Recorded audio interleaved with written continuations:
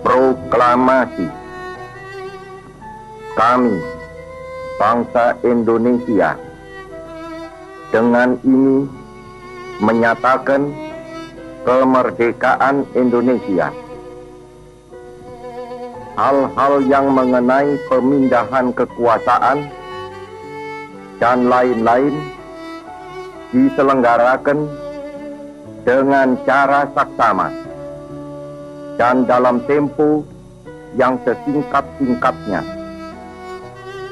Jakarta, 17 Agustus 1945, atas nama bangsa Indonesia, Soekarno, Hatta.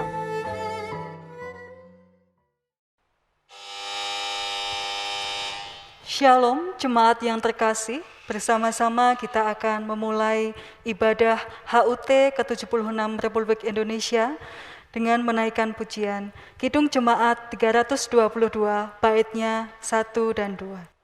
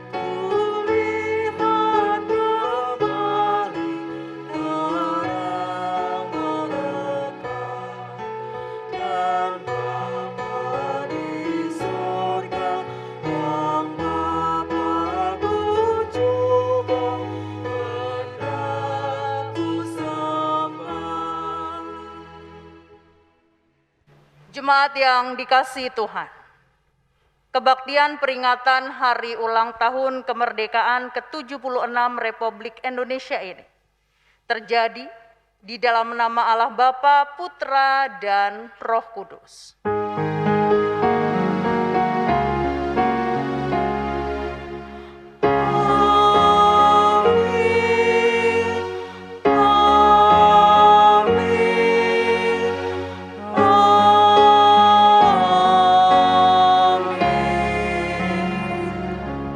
Damai Kristus beserta saudara sekalian.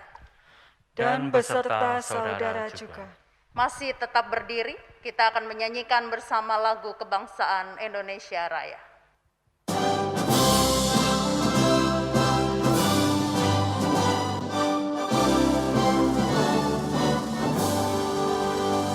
Indonesia. Indonesia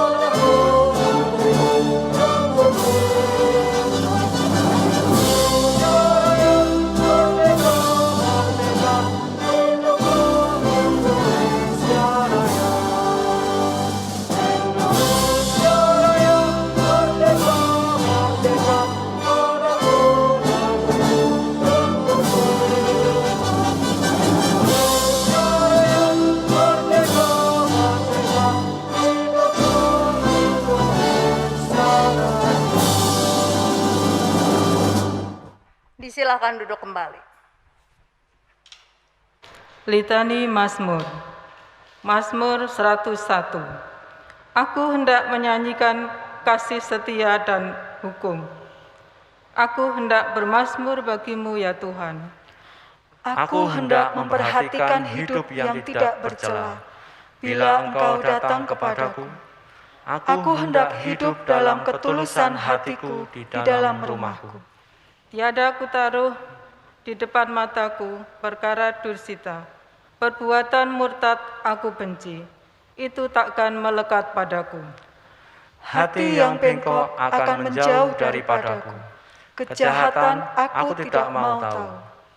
Orang yang sembunyi-sembunyi mengumpat temannya, dia akan kubinasakan.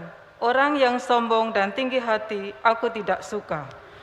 Mataku tertuju kepada orang-orang yang setiawan di negeri, supaya mereka diam bersama-sama dengan aku.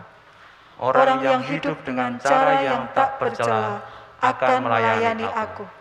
Orang yang melakukan tipu daya tidak akan diam di dalam rumahku. Orang yang berbicara dusta tidak akan tegak di depan mataku. Setiap pagi akan kubinasakan semua orang fasik di negeri. Akan kulenyapkan dari kota Tuhan semua orang yang melakukan kejahatan. Kita pujikan Kidung Jemaat 337 bait 1 dan 3.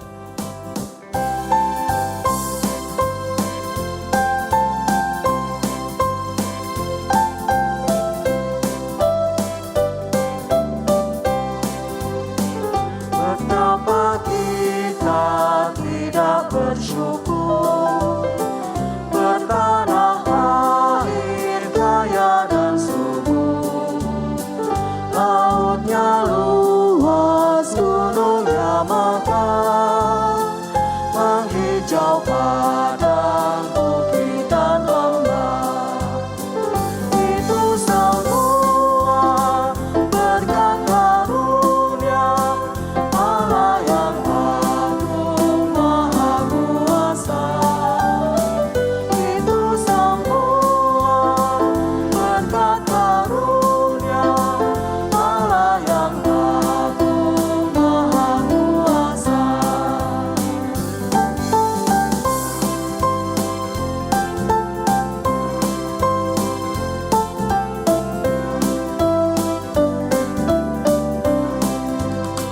Bumi yang hijau, langitnya terang, berpadu dalam warna cemerlang. Indah jelita, damai dan teduh, bersada kita jaya dan teguh. Itu semua berkat karunia Allah yang agung maha kuasa. Itu semua berkat karunia Allah yang agung maha kuasa.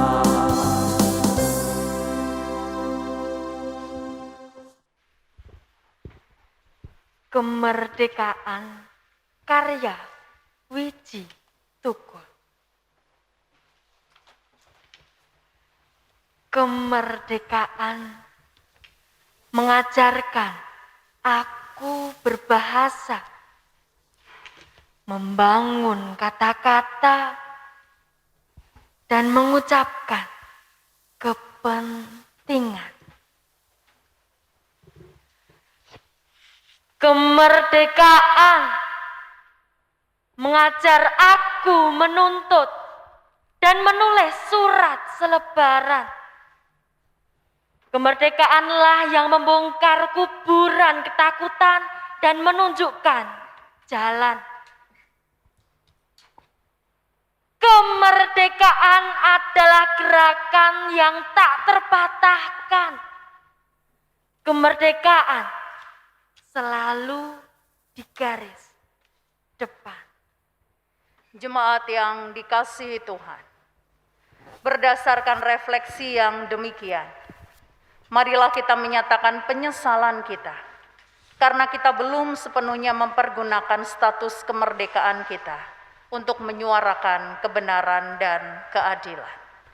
Bersama kita pujikan PKJ 291.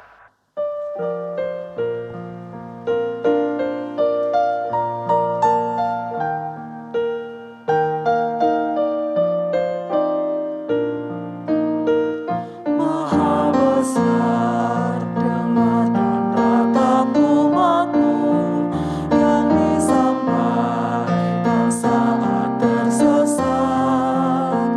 Maha kasih, jangan palingkan wajah amanmu. Bala dan derita mencekam. Selamatkan umatmu Tuhan dari jurang kehancuran yang gelap, dan lindungi negeri tercinta dari badai gemerut yang menerjang. Jemaat, saya undang untuk bangkit berdiri. Bersama kita akan menerima berita anugerah dari Tuhan yang terambil dari surat Roma pasal yang kelima ayat 1 sampai 3. Roma 5 ayat 1 sampai 3 yang demikian. Sebab itu, kita yang dibenarkan karena iman, kita hidup dalam damai sejahtera dengan Allah oleh karena Tuhan kita, Yesus Kristus.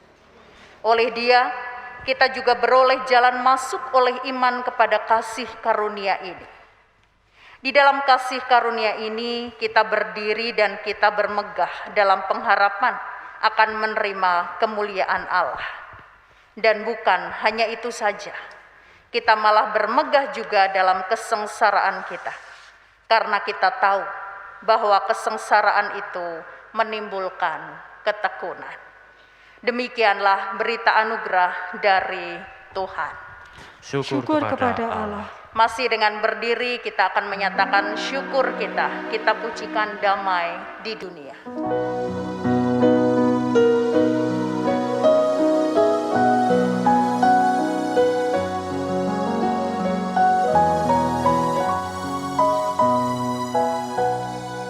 Damai di dunia dan kita lakukannya. Damai sejahtera temukanlah maknanya. Mengapa kita anaknya. Hukum bersaudara penuh bahagia. Damai di dunia dan inilah saatnya. Ucapkan ikrarmu, jalankan perintahnya. Setiap kata dan karya kita memuji namanya. Damai di dunia ini dan selamanya. Ini dan selamanya. Silakan duduk kembali. Saatnya bagi kita untuk menerima kebenaran firman Tuhan, maka mari kita siapkan hati kita. Kita berdoa. Dengan membawa segala syukur dan terima kasih, pada saat ini kami datang kepadamu Tuhan. Karena bersamaan dengan kami merayakan ulang tahun ke-76 kemerdekaan Republik Indonesia, Tuhan berikan waktu bagi kami untuk kami datang menghampiri tahta kasih karunia-Mu. Salah satunya adalah untuk menerima kebenaran firman Tuhan. Kami sungguh meyakini ini bagian dari cinta kasih Tuhan atas kami, bagian pemeliharaan Tuhan juga atas hidup kami, supaya keberadaan kami sebagai warga bangsa sungguh bisa menunjukkan pola hidup yang seturut dengan kebenaran firman-Mu. Karena itu ya Allah, agar kami dimampukan untuk memahami kehendak-Mu dan dimampukan juga untuk melakukannya. Berkenanlah kiranya Tuhan saat ini menguasai kami dengan Roh Kudus. Dan kiranya Roh Kudus yang sama juga yang akan menolong hamba-Mu di dalam menyampaikan kebenaran firman-Mu. Supaya semua yang disampaikan berasal dari Tuhan dan untuk hormat kemuliaan nama Tuhan. Berbicaralah kepada kami ya Tuhan, karena kami bersedia untuk mendengarkannya. Di dalam nama Yesus Kristus kami berdoa. Amin. Ibu bapak, saudara dan anak-anakku yang dikasihi Tuhan, di hari istimewa saat ini, kebenaran firman yang akan kita renungkan bersama terambil dari kitab Kisah Para Rasul. Kisah Para Rasul pasal yang ke-6, ayat 1 sampai yang ke-7. Bagian dari perikop yang diberi judul oleh Lembaga Alkitab Indonesia, 7 orang dipilih untuk melayani orang miskin. Pada masa itu, ketika jumlah murid makin banyak, timbullah sungut-sungut di antara orang-orang Yahudi yang berbahasa Yunani terhadap orang-orang Ibrani, karena pembagian kepada janda-janda mereka diabaikan dalam pelayanan sehari-hari. Berhubung dengan itu, ke-12 rasul itu memanggil semua murid berkumpul dan berkata, "Kami tidak merasa puas karena kami melalaikan firman Allah untuk melayani meja. Karena itu saudara-saudara, pilihlah 7 orang dari antaramu yang terkenal baik dan yang penuh roh dan hikmat, supaya kami mengangkat mereka untuk tugas itu, dan supaya kami sendiri dapat memusatkan pikiran dalam doa dan pelayanan firman." Usul itu diterima baik oleh seluruh jemaat. Lalu mereka memilih Stefanus, seorang yang penuh iman dan Roh Kudus, dan Filipus, Prokorus, Nikanor, Timon, Parmenas, dan Nikolaus, seorang penganut agama Yahudi dari Antiokhia. Mereka itu dihadapkan kepada rasul-rasul, lalu rasul-rasul itu pun berdoa dan meletakkan tangan di atas mereka. Firman Allah makin tersebar dan jumlah murid di Yerusalem makin bertambah banyak, dan sejumlah besar imam menyerahkan diri dan percaya. Demikianlah bacaan saat ini. Yang berbahagia ialah setiap kita yang mendengarkan firman Tuhan dan yang memeliharanya dalam hidup sehari-hari. Haleluya.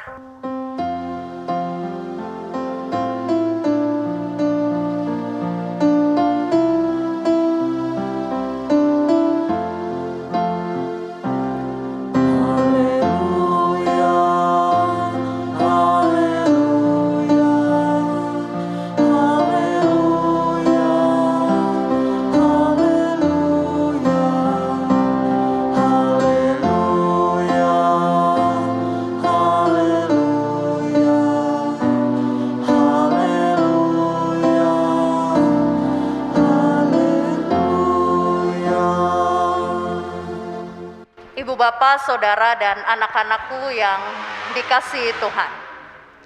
Ungkapan yang berbunyi semakin tinggi pohon, semakin besar juga angin yang meniupnya. Saya yakin merupakan ungkapan yang familiar bagi setiap kita. Dalam kehidupan sehari-hari, ungkapan itu sering kali dipakai untuk menggambarkan situasi yang dihadapi oleh seseorang atau sekelompok orang ketika mereka sudah mencapai prestasi tertentu atau ketika kehidupan mereka sudah aman dan mapan. Sebab dalam situasi yang seperti itu, biasanya banyak rintangan yang akan mereka hadapi.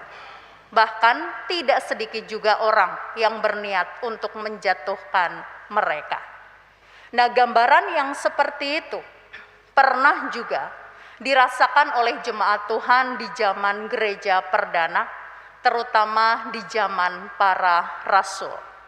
Sebab kalau kita memperhatikan kesaksian penginjil Lukas, sebagaimana yang ditulisnya di dalam kitabnya yang kedua, yaitu kitab Kisah Para Rasul, kita akan mendapati bahwa setelah para murid Yesus yang kemudian disebut sebagai para rasul itu mendapatkan pencurahan Roh Kudus di hari Pentakosta, maka jumlah murid Yesus berkembang semakin banyak.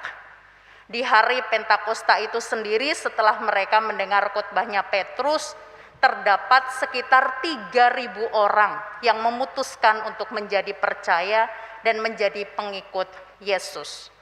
Beberapa waktu setelah itu, sebagaimana yang bisa kita baca di Kisah Para Rasul pasal yang keempat, jumlah itu berkembang menjadi 5.000 orang.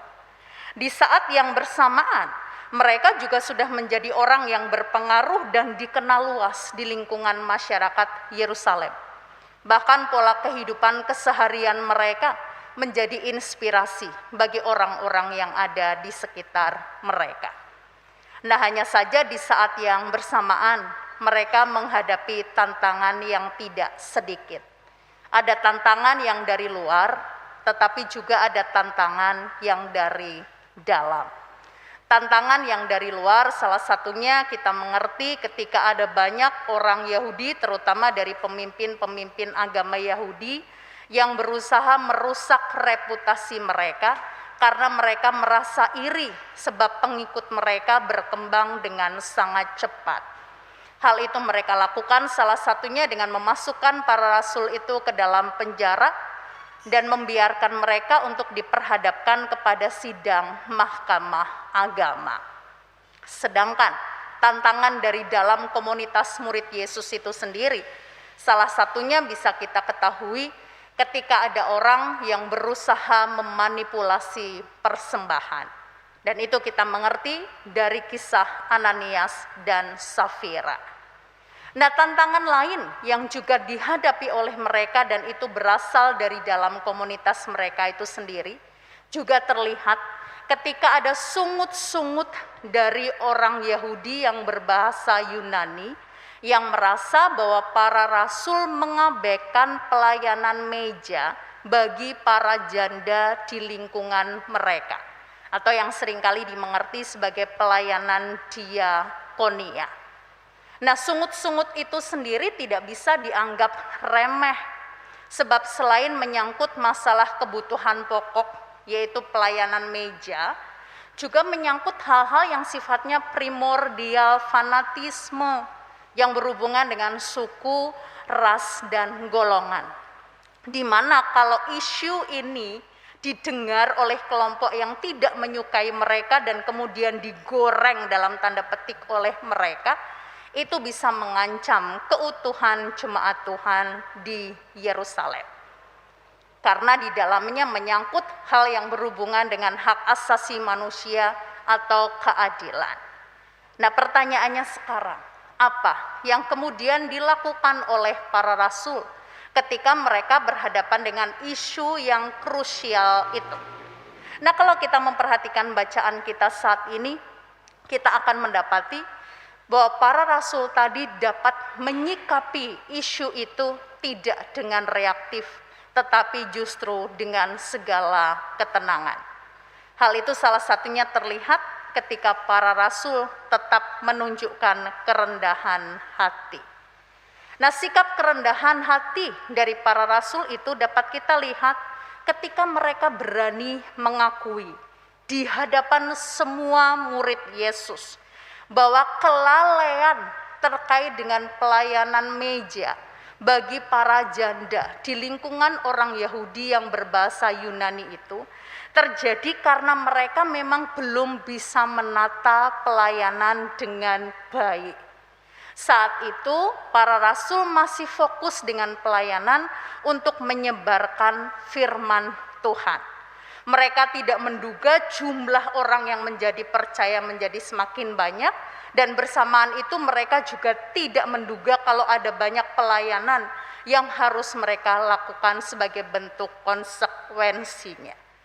Dan sikap kerendahan hati para rasul itu terlihat ketika mereka berkata di hadapan semua murid Yesus demikian, "Kami tidak merasa puas karena kami melalaikan firman Allah untuk melayani meja." Itu sikap yang pertama yang kita lihat dilakukan oleh para rasul ketika mereka berhadapan dengan isu yang krusial. Sikap yang kedua yang diperlihatkan oleh para rasul adalah terlihat ketika para rasul itu memprioritaskan pada kesatuan jemaat. Hal tersebut salah satunya bisa kita ketahui ketika para rasul memutuskan persoalan itu diselesaikan tidak dengan caranya sendiri, tetapi dengan dia melibatkan semua orang. Ketika dia mengundang semua murid Yesus untuk duduk bersama membicarakan persoalan itu. Hal itu dilakukan bukan pertama-tama karena mereka tidak mau dilihat sebagai orang yang otoriter, tetapi hal itu dimaksudkan supaya semua murid Yesus bisa melihat bahwa persoalan itu bukan hanya persoalan kelompok tertentu, tapi persoalan itu adalah persoalan semua jemaat.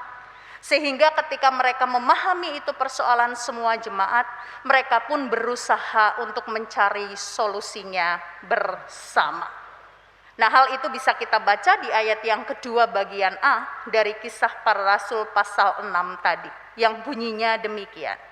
Berhubung dengan itu, ke-12 rasul itu memanggil semua murid untuk berkumpul. Jadi sekian ribu orang itu diajak untuk berkumpul bersama. Itu langkah kedua yang dilakukan oleh para rasul. Langkah ketiga yang dilakukan oleh para rasul ketika berhadapan dengan isu yang krusial itu adalah ketika dia berusaha menata pelayanan itu dengan melibatkan unsur dari jemaat. Hal itu terlihat bukan saja ketika para rasul mengajak mereka semua untuk berkumpul mencari solusi, tetapi juga ketika para rasul memberikan wewenang dan kesempatan kepada para jemaat untuk memilih dan memutuskan sendiri orang-orang yang dirasa layak oleh mereka sebagai pelayan-pelayan meja. Kalaupun ada catatan yang diberikan oleh para rasul di dalam mereka melakukan proses pilihan itu adalah para rasul hanya memberikan pesan siapapun orangnya, dia harus orang yang terkenal baik, penuh roh dan hikmat. Nah, hal itu disampaikan oleh para rasul selain untuk memberikan kesempatan bagi mereka menunjukkan apa yang menjadi aspirasi mereka, juga supaya kalau orang-orang itu memilih sendiri pelayannya, mereka bisa mensupport pelayanan yang nanti akan dilakukan oleh orang-orang yang dipilihnya. Selain itu dengan catatan bahwa orang yang dipilih itu siapapun mereka, itu haruslah orang yang terkenal baik, penuh roh dan hikmat. Secara tidak langsung para rasul mengingatkan kepada mereka bahwa hal yang berhubungan dengan ras, hal yang berhubungan dengan golongan, hal yang berhubungan dengan bahasa tidak menjadi soal. Apapun backgroundnya, asalkan mereka dikenal baik, penuh roh dan hikmat, itu bisa dijadikan mitra dalam pelayanan. Dan benar, kalau kita memperhatikan bacaan kita akan mendapati bahwa 7 orang yang akhirnya dipilih oleh mereka itu memiliki latar belakang budaya Yunani. Artinya mereka itu orang Yahudi tapi pernah tinggal di luar yang seringkali disebut Yahudi diaspora, sehingga budaya keseharian mereka dan bahasa keseharian mereka itu adalah bahasa Yunani. Itu bisa kita ketahui dari nama-nama mereka. Bahkan ada satu dari mereka yang secara genetis adalah orang Yunani, tetapi sudah memutuskan menjadi proselyt atau sudah memutuskan mengikuti agama Yudaisme dan sudah disunat.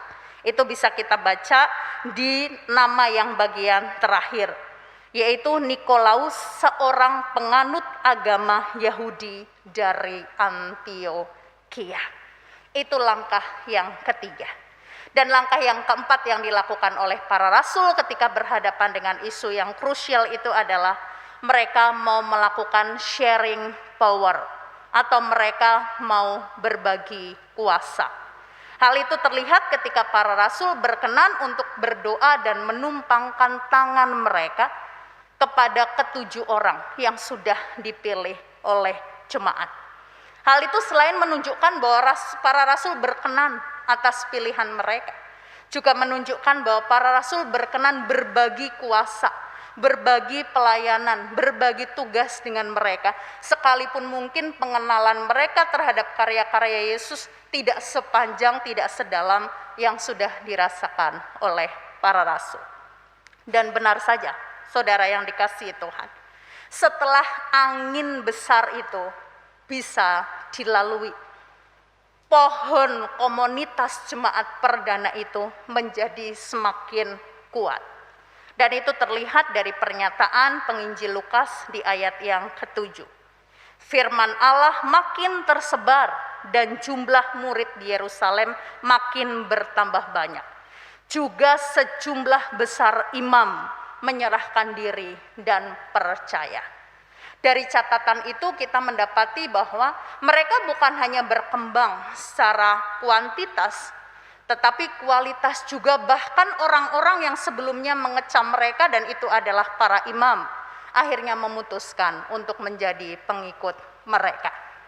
Nah, pertanyaan menariknya sekarang adalah, hal apa kira-kira yang menyebabkan para murid itu bisa menyikapi situasi krusial dengan tetap tenang, tidak reaktif, dengan mau bekerja sama dengan jemaat yang ada. Padahal kita tahu benar, selama 3 tahun mereka menjadi pengikut Yesus, mayoritas dari mereka adalah orang-orang yang reaktif ketika berhadapan dengan persoalan. Yang paling terlihat reaktif itu adalah Petrus. Petrus selalu reaktif ketika berjumpa dengan sebuah peristiwa tertentu.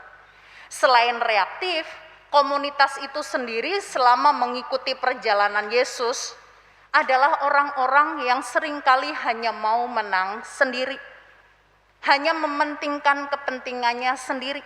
Terlihat dari sikapnya Yakobus dan Yohanes yang berkata kepada Yesus agar mereka ditaruh di kanan kirinya Yesus nantinya ketika ada di kerajaan Allah. Komunitas itu sendiri juga termasuk komunitas yang tidak mudah percaya kepada orang lain. Kita tentu ingat kisahnya Thomas ketika teman-temannya memberitahukan kepadanya bahwa mereka sudah berjumpa dengan Yesus. Thomas bilang apa? Sebelum tanganku mencucukkan bekas luka di tangan dan lambung Yesus, aku tidak akan percaya. Dan komunitas Yesus itu sendiri dulunya juga komunitas yang lebih suka melarikan diri ketika berhadapan dengan persoalan. Nah, dari fakta mereka dulu seperti itu, kelompok yang reaktif, yang tidak mudah percaya, yang memenangkan diri sendiri, mementingkan kepentingannya sendiri, suka melarikan diri, kok tiba-tiba berubah menjadi pribadi yang tenang, yang bisa menyikapi persoalan dengan hikmat. Kira-kira apa yang menyebabkannya? Nah, kalau kita memperhatikan bacaan kita kali ini, kita tidak akan mendapatkan alasannya, keterangan terkait dengan hal itu. Tetapi kalau kita mencoba memperhatikan kisah yang ditulis oleh penginjil Lukas, baik itu di kitab yang pertama, yaitu Injil Lukas, maupun kitab yang kedua, yaitu kitab Kisah Para Rasul, kita akan mendapati bahwa hal yang menyebabkan para murid itu menjadi komunitas yang berubah. Dari yang awalnya penuh dengan kerapuhan, menjadi komunitas yang bertumbuh dan komunitas yang tangguh. Itu terjadi selain karena mereka sudah mendapatkan pencurahan Roh Kudus, juga karena mereka berusaha dan belajar untuk menghadapi tantangan yang ada. Contohnya, mereka belajar untuk berhadapan dengan tantangan bersehati, bersekutu bersama. Itu diberikan oleh Yesus setelah Yesus naik ke sorga sebelum Roh Kudus itu turun. Ada waktu 10 hari mereka harus duduk diam di Yerusalem bersama-sama. Apa yang Tuhan kehendaki? Yuk belajar konsolidasi lagi, belajar memahami lagi, belajar mengampuni, belajar membuka diri lagi. Mereka mau untuk menjalani proses itu. Begitu juga ketika mereka berhadapan dengan tantangan untuk membuka diri dan bekerja sama dengan orang lain yang bukan berasal dari komunitas mereka dulu. Mereka coba lakukan. Itu terlihat ketika mereka memutuskan untuk mencari penggantinya Yudas Iskariot. Begitu juga ketika mereka berhadapan dengan tantangan untuk menyatakan kebenaran. Ketika ada orang yang mengatakan bahwa ketika saat itu mereka dipenuhi Roh Kudus dan bisa berbicara dengan bahasa lain, orang-orang berkata mereka mabuk oleh anggur manis. Saat itu mereka harus siap menyatakan kebenaran, dan Petrus melakukannya. Buahnya 3.000 orang pada saat itu memutuskan untuk menjadi percaya. Juga tantangan untuk mengajak jemaat mula-mula mengejawantahkan perintah Tuhan yang mengedepankan kasih dan pemulihan, dan masih banyak tantangan yang lain. Karunia Roh Kudus yang mereka terima, kesiapan mereka untuk menghadapi tantangan beradaptasi dengan situasi itulah yang membuat para rasul berubah dari yang sebelumnya rapuh menjadi komunitas yang tumbuh dan tangguh. Nah, saudara yang dikasihi Tuhan, sebagaimana komunitas Yesus, komunitas para murid Yesus di abad pertama yang pertumbuhannya berhadapan dengan banyak tantangan, berhadapan dengan banyak rintangan, itu juga yang dialami oleh bangsa Indonesia. Sejarah menunjukkan bahwa setelah Tuhan merahmati kita dengan kemampuan untuk mengusir penjajah, setelah Tuhan memberikan anugerah atau karunia kemerdekaan bagi kita, hal itu tidak serta-merta membuat kita sebagai bangsa terbebas dari tantangan. Berbagai cobaan justru sering kita hadapi, terutama dari dalam diri kita sendiri. Contohnya, ada kecenderungan dari beberapa daerah yang berusaha untuk melepaskan diri dari NKRI karena mereka merasa tapak sejarah mereka berbeda dengan mayoritas bangsa Indonesia yang lain. Juga adanya intrik dan politik yang dilakukan oleh para elit karena mereka mengupayakan kepentingan mereka pribadi atau golongan mereka masing-masing. Kita juga berhadapan dengan para penguasa yang alih-alih merangkul rakyat, tapi mereka justru penguasa yang korup. Kita berhadapan dengan radikalisme dalam beragama, juga berhadapan dengan banyaknya ketidakadilan, banyaknya kekerasan terutama kepada mereka yang rentan, anak, perempuan, kaum disabilitas, suku-suku terasing. Dan kita juga berhadapan dengan kenyataan sering terjadi bencana di Indonesia, karena memang lingkungan kita ada di ring of fire, di cincin api yang sering kali terjadi gempa bumi dan gunung meletus. Dan yang 1 tahun terakhir kita hadapi tantangan berhadapan dengan pandemi COVID-19 yang menghancurkan banyak aspek kehidupan. Nah, dalam situasi seperti itu, kira-kira bagaimana kita menyikapinya?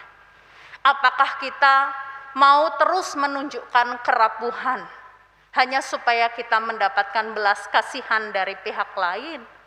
Ataukah kita belajar, berusaha sebagaimana para rasul yang menyikapi itu dengan cara rendah hati, rela mengakui bahwa memang terkadang hal itu terjadi karena kita turut berkontribusi. Kita juga mau duduk bersama dengan mereka yang berbeda untuk mencari solusi yang terbaik demi dapat menciptakan komunitas yang tumbuh dan tangguh. Tentu kita sendiri yang bisa menjawabnya. Tapi apapun jawab kita, saudara yang dikasihi Tuhan, perjalanan bangsa Indonesia di alam kemerdekaan sampai dengan tahun yang ke-76 ini terjadi semata-mata karena Tuhan. Kalau itu digambarkan sebagai sebuah pohon, pohonnya Indonesia itu bukan hanya menjulang tinggi, tapi sudah sangat besar, memiliki banyak ranting, akarnya juga sudah sangat dalam, dan sudah banyak menjadi tempat berlindung bagi siapapun yang singgah di situ. Dan sebagaimana ungkapan di depan, semakin tinggi pohon maka semakin banyak angin yang akan meniupnya, itu juga yang mungkin masih akan dialami oleh bangsa ini. Tapi Kalau selama ini Tuhan telah memampukan kita terbebas dari segala penindasan, terbebas dari segala tantangan, kita dimampukan untuk menghadapinya, maka percayalah, ke depan pun kita akan dimampukan untuk menghadapinya. Sehingga kita menjadi bangsa yang semakin bertumbuh dan semakin tangguh. Akhirnya, dirgahayu kemerdekaan Republik Indonesia. Indonesia tumbuh, Indonesia tangguh. Merdeka. Amin. Saat teduh untuk kita. Di saat teduh ini kita akan mendengarkan persembahan pujian. Disilahkan.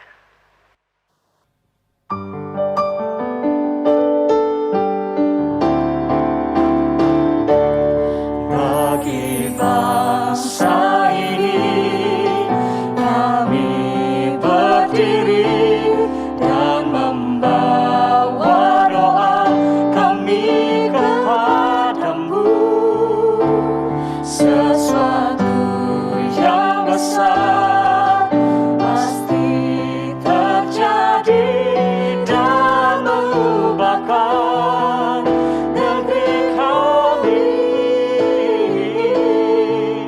Hanya namamu Tuhan ditinggikan atas seluruh bumi.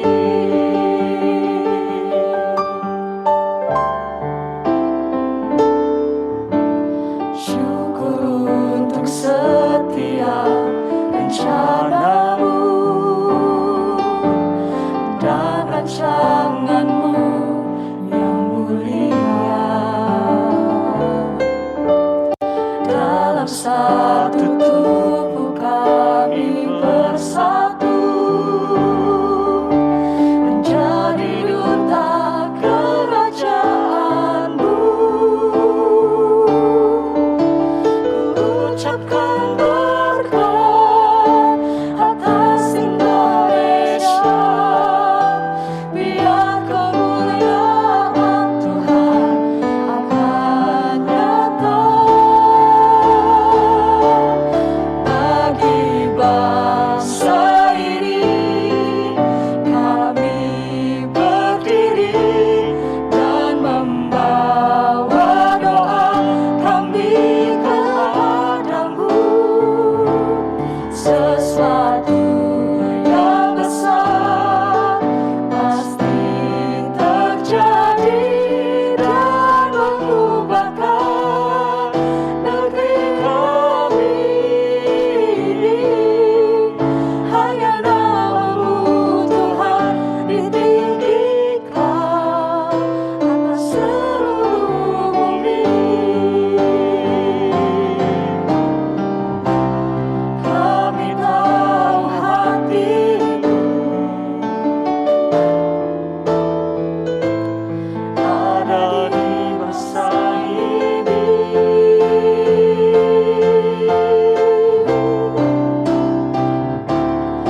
Bagi bangsa ini kami berdiri dan membawa doa kami kepadamu.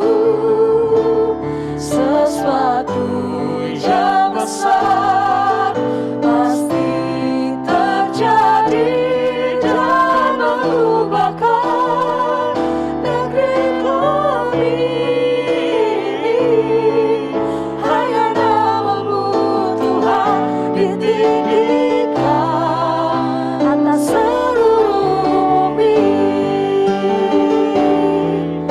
Hanya namamu Tuhan ditinggikan. Hanya namamu Tuhan ditinggikan atas seluruh bumi.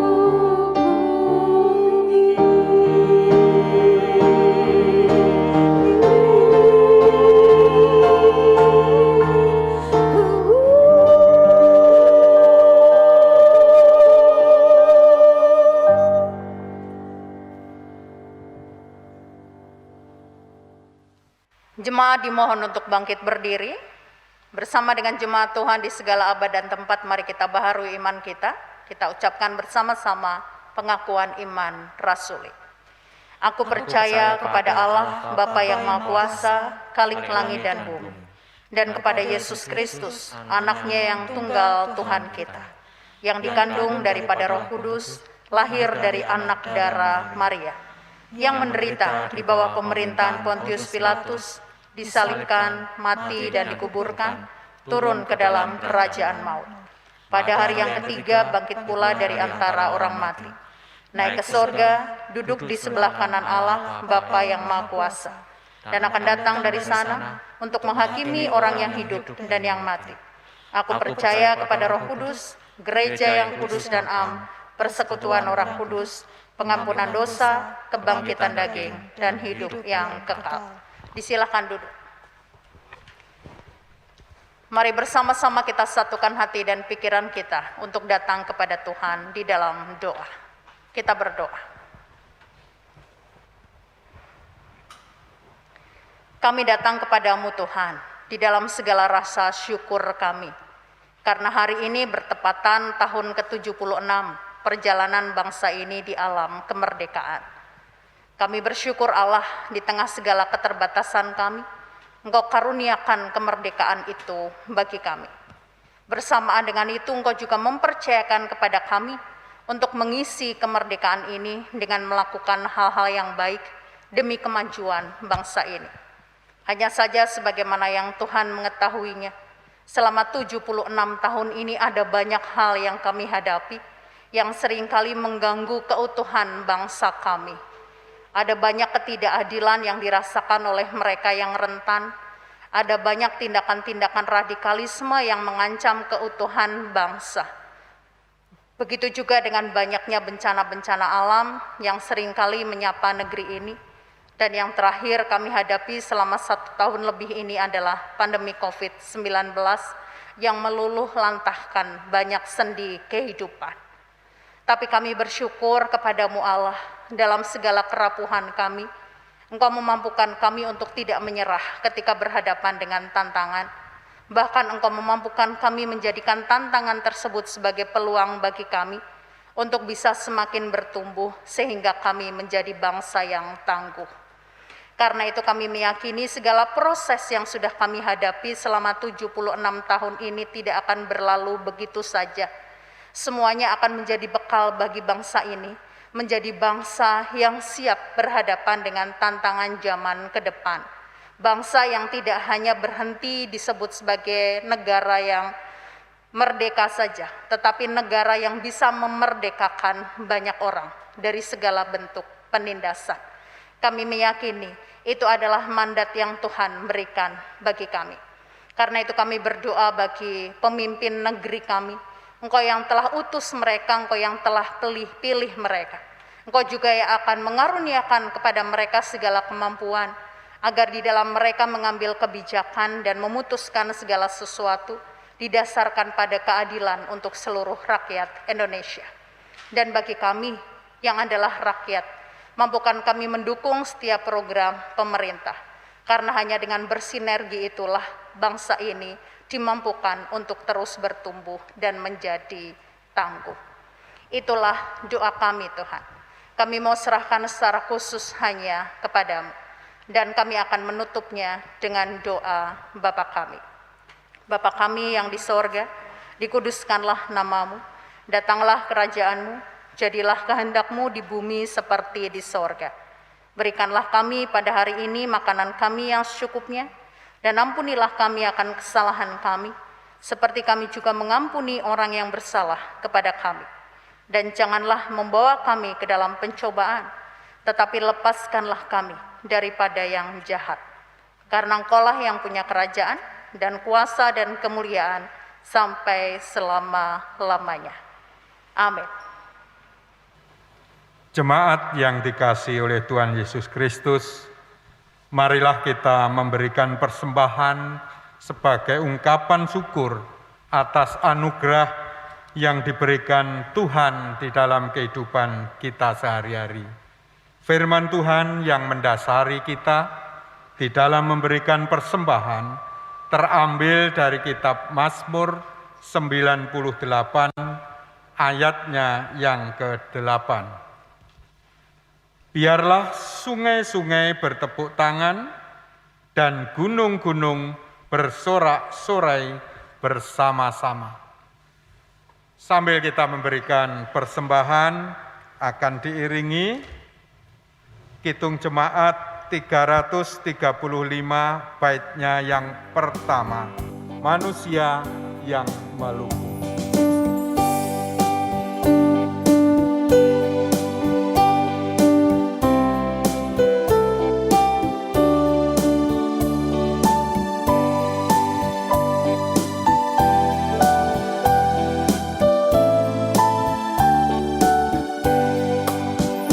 Manusia yang melukung menaburkan benih, tetapi kesuburan Tuhanlah yang memberi. Air hujan dikirimnya dan panas yang segar. Akhirnya padi tumbuh menghijau dan mekar.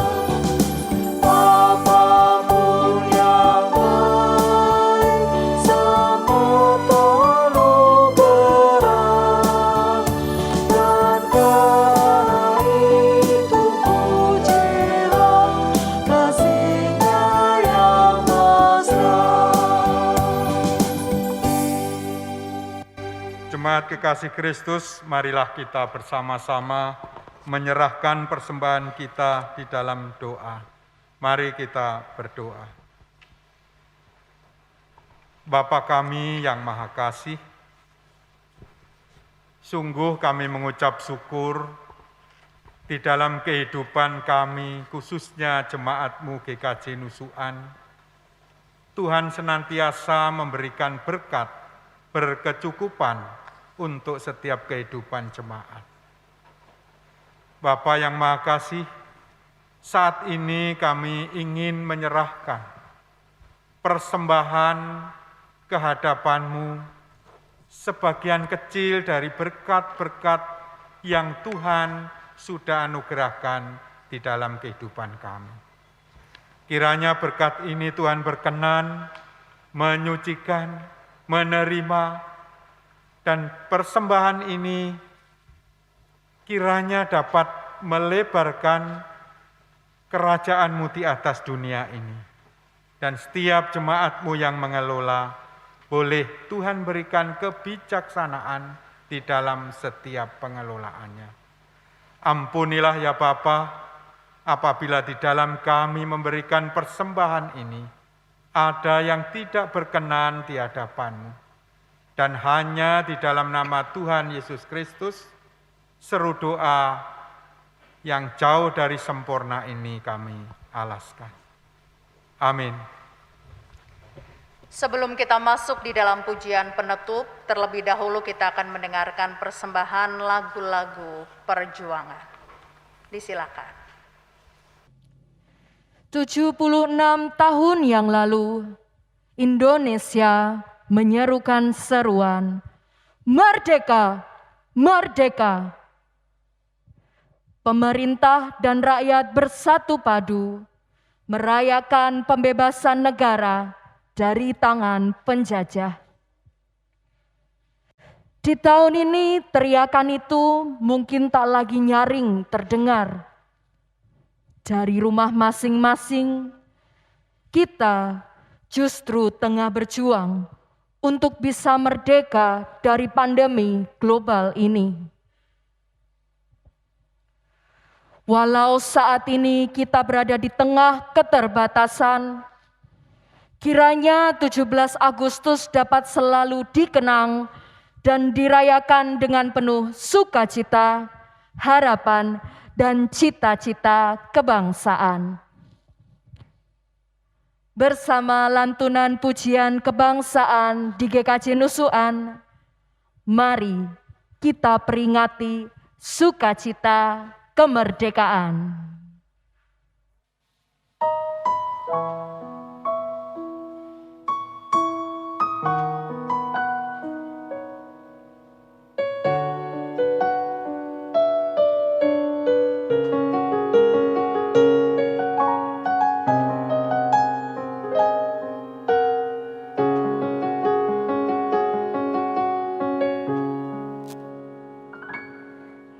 Berkibarlah bendera negeriku, berkibarlah engkau di dadaku, tunjukkanlah kepada dunia semangatmu yang panas membara. Daku ingin jiwa raga ini selaraskan keanggunan. Daku ingin jemariku ini menuliskan karismamu.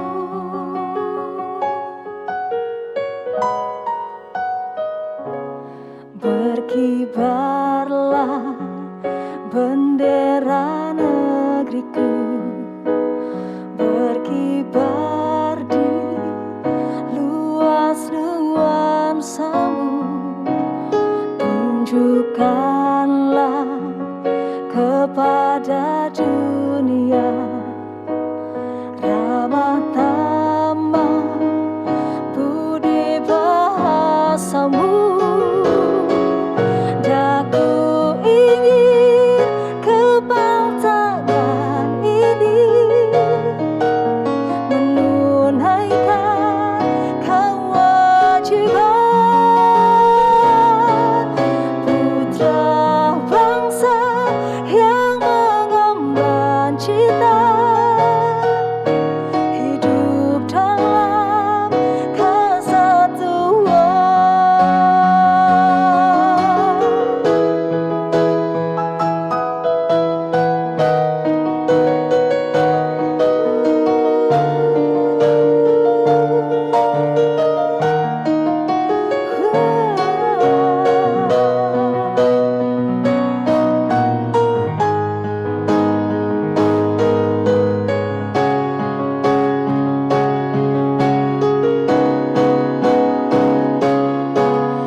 Daku ingin jiwa raga ini selaraskan keanggunan.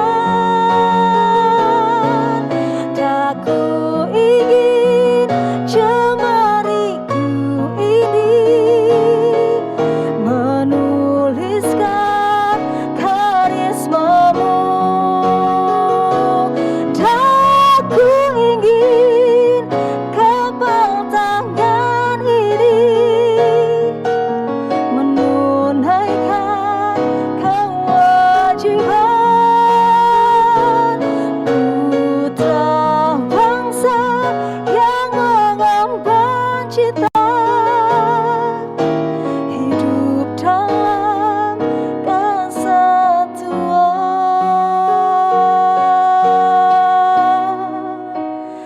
Indonesia.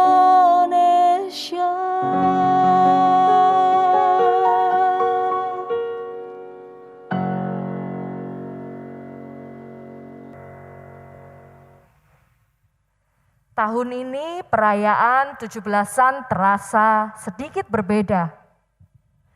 Tak ada gegap gempita lomba di perkampungan, tak ada juga upacara bendera bersama di sekolah maupun jalan-jalan.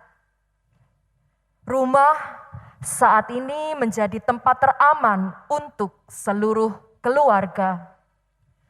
Seakan kita sulit melihat perbedaan hari ini dan hari lainnya. Namun, di rumah-rumah juga kita melihat kebersamaan. Di rumah-rumah kita merasakan keamanan. dan di rumah-rumah kita mendapat perlindungan. Ada sebuah pepatah berkata, "Home, it's not a place, but it's a feeling." Rumah bukanlah tentang tempatnya, tapi rasanya.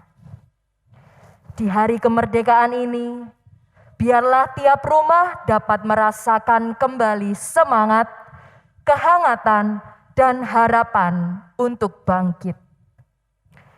Mari bangkit kembali Indonesiaku, pulihlah kembali Indonesiaku, dan jayalah kembali Indonesiaku.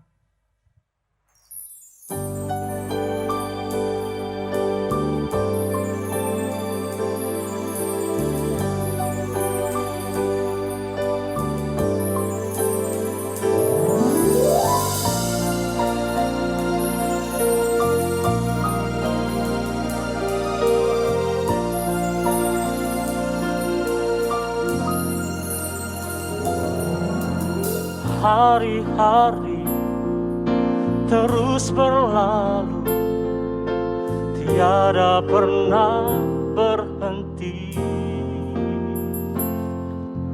Seribu rintang jalan berliku, bukanlah satu penghalang.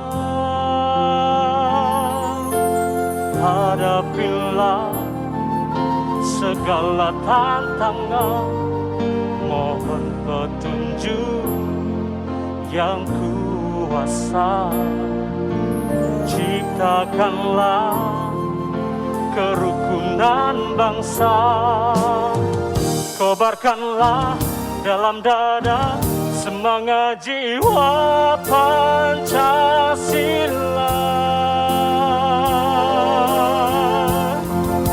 Hidup tiada mungkin tanpa perjuangan, tanpa pengorbanan, mulia adanya. Berpeganglah tangan, satu dalam cita, demi masa depan Indonesia jaya.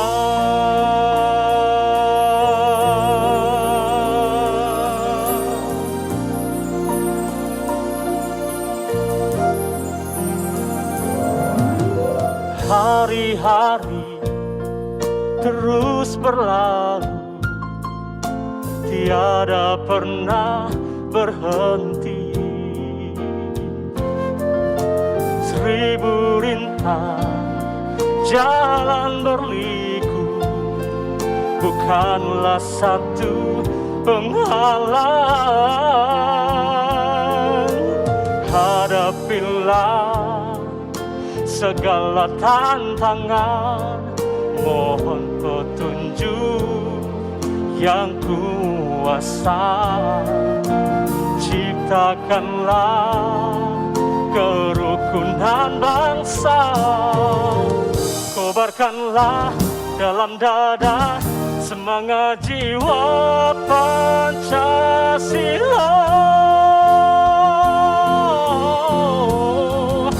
Hidup tiada mungkin tanpa perjuangan, tanpa pengorbanan, mulia adanya.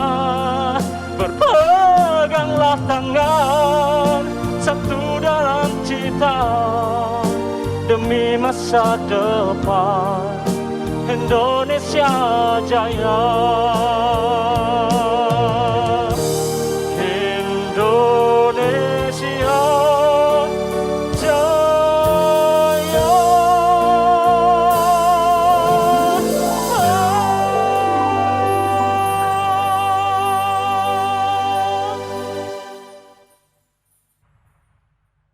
Apapun keadaannya, Indonesia tetaplah Indonesia.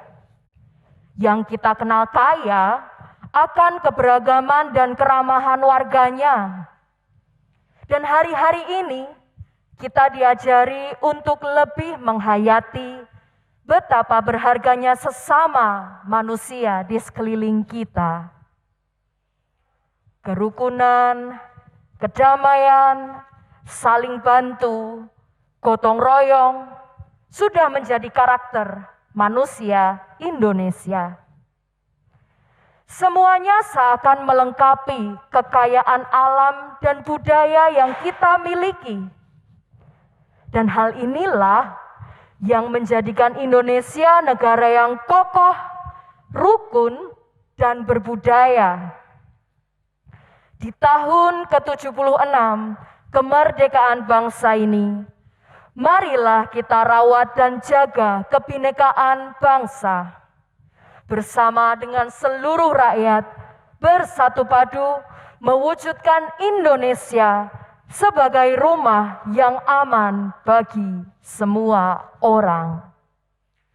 Dirgahayu Indonesiaku, Indonesia tangguh, Indonesia tumbuh, merdeka, merdeka, merdeka.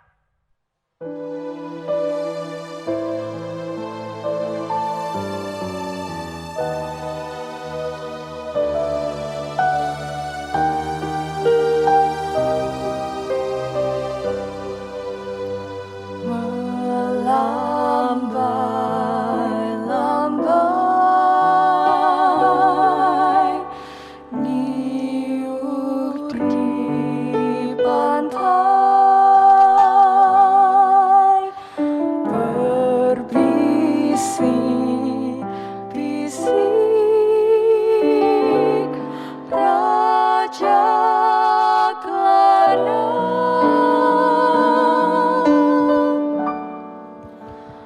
Memuja pulau nan indah permai,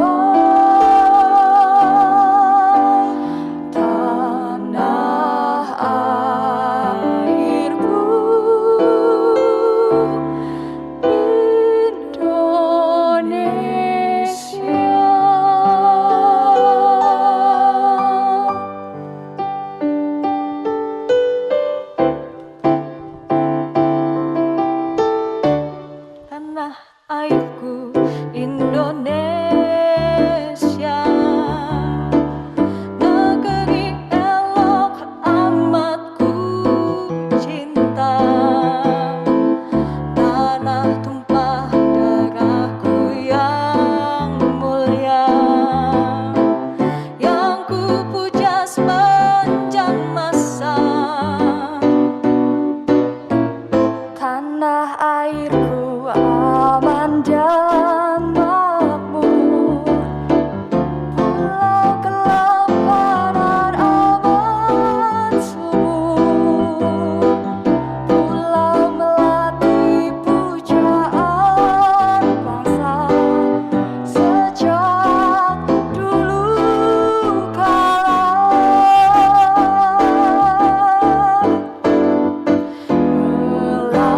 Melambai-lambai niur di pantai, berbisik-bisik Raja Kelana. Membuja pulau nan indah permai, tanah airku Indonesia.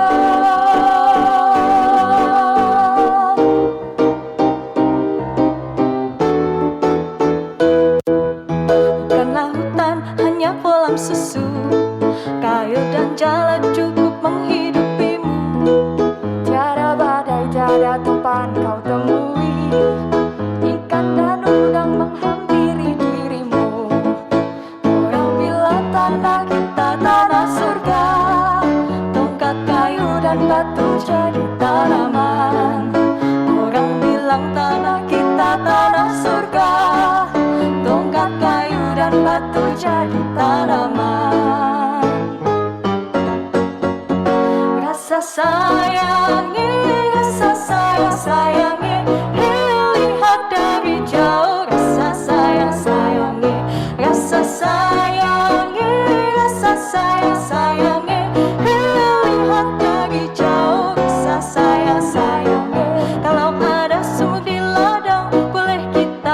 numpang mandi.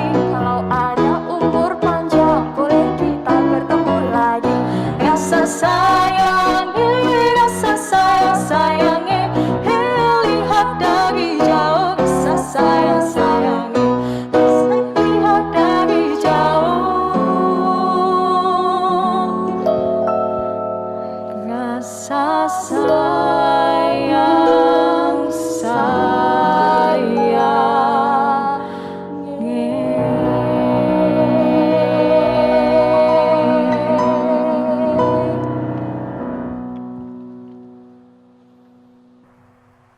Jemaat saya undang untuk bangkit berdiri. Kita akan mengakhiri peribadatan istimewa di saat ini dengan menyanyikan bersama Satu Tanah Air.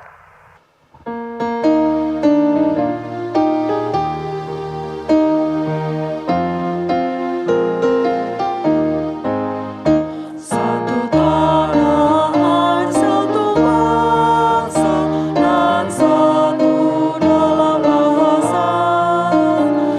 Indonesia kebangsaanku, engkaulah tanah airku. Alam indah mempesona, suku bangsa beraneka. Budayanya sungguh kaya, karya agung Sang Pencipta. Mari kita semuanya menghayati maknanya. Satu tanah air kita, satu bangsa dan bahasa. Sekarang jemaat, arahkanlah hatimu kepada Tuhan. Kami Kami mengarahkan hati kepada Tuhan. Jadilah saksi Kristus, Syukur kepada Allah, terpujilah Tuhan. kini dan selamanya. Terimalah berkat Tuhan. Tuhan memberkati engkau dan melindungi engkau. Tuhan menyinari engkau dengan wajah-Nya dan memberi engkau kasih karunia. Tuhan menghadapkan wajah-Nya kepadamu dan memberi engkau damai sejahtera. Amin.